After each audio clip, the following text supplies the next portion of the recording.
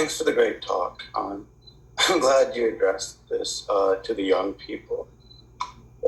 Thanks for letting an old man ask a question. I don't want to detract from your talk, but I do want to take this chance to let my Donnelly Center colleague know I'm going to be leaving the center early next year. Unfortunately, after 13 years of great success, I could never make it to the 13th floor. A major reason for me leaving is something money can't buy. You know the Beatles song. Or better, I'll cite Bob Dylan himself. It's time to leave the table when love is no longer being served.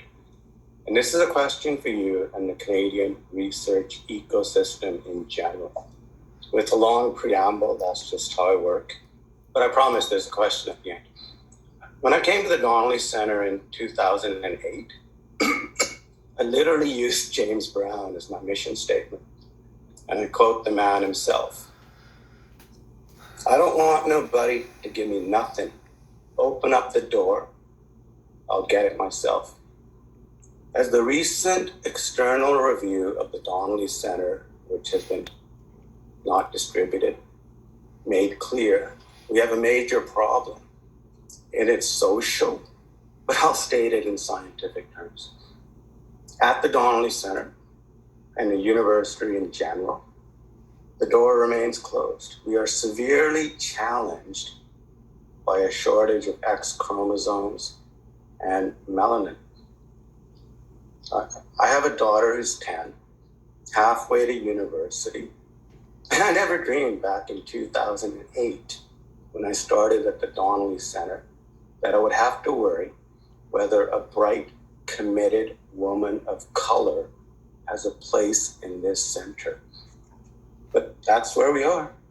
It's uncertain you will ever have a woman of color running even a lab, let alone the center, let alone any major center in Canadian science by 2030.